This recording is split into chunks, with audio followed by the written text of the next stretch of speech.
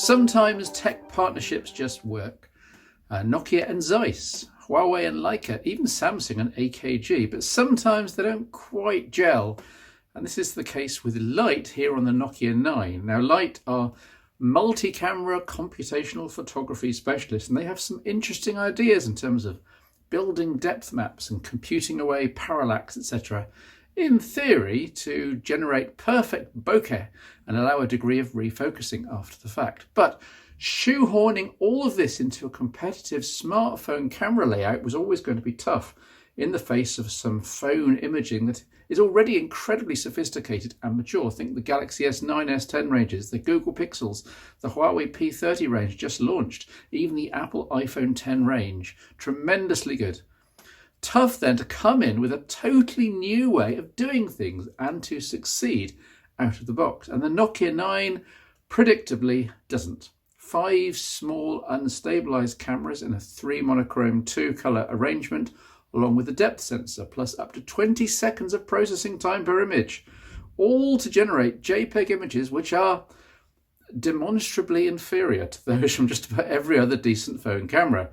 Over-sharpened, noisy, particularly fuzzy and odd in low light.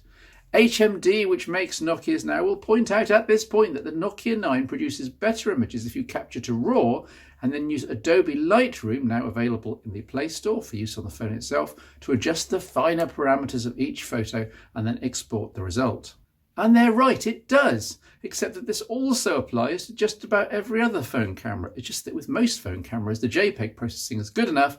You never need to go through all the hassle. You snap, you've got the best shot.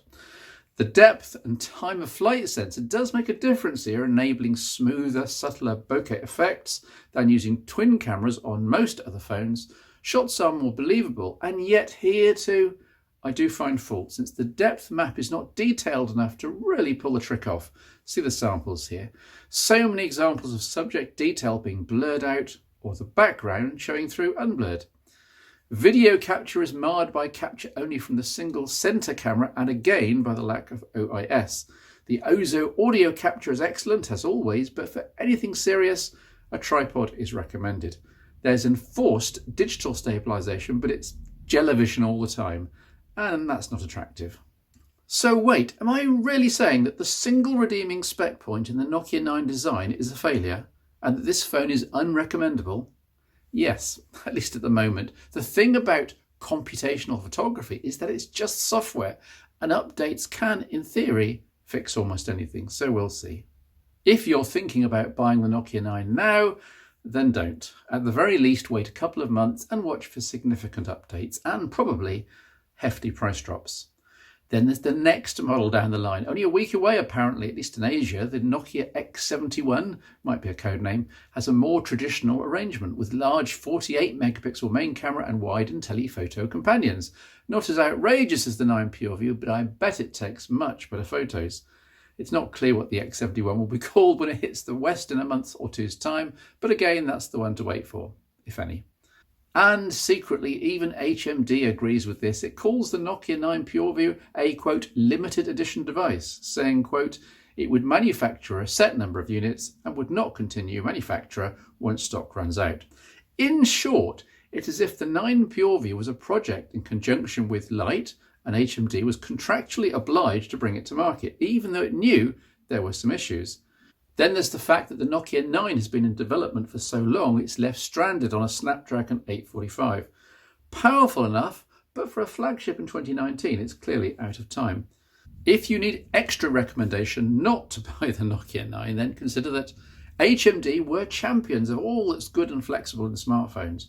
Expandable storage, a 3.5mm audio jack, fast capacitive fingerprint sensors, and all of these have gone by the time the 9 arrives. The first no micro SD slot is galling because at 30 megabytes per photo when shooting in RAW, you're going to start filling up even the 128 gigabyte internal disk at a rate of knots, and it will be rather nice to have one's music, media and other stuff all out of the way on a card. Oh well. The fingerprint sensor is even more galling because, as I ranted in Phone Show 359, in-screen sensors aren't good enough yet. The optical sensor in the Nokia 9, clearly implemented a year or so ago, is the worst I've ever used. Recognition accuracy is 0%. I measured it. Tried to get in with a finger touch 100 times, not once. Just appalling. When I think how good the Nokia 8 was as a smartphone, how on earth did HMD sink to this level of design and performance? Away from all of this, there are high points. The 6-inch 2x1 plastic OLED screen is excellent, QHD in resolution, to help with appreciating photos taken, no doubt.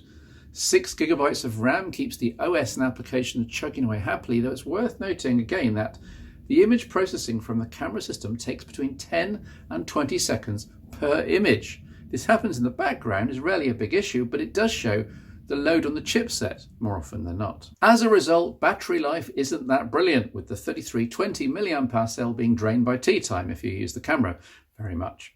Quick Charge 3.0 over USB Type-C and fast Qi charging do help here, mind you.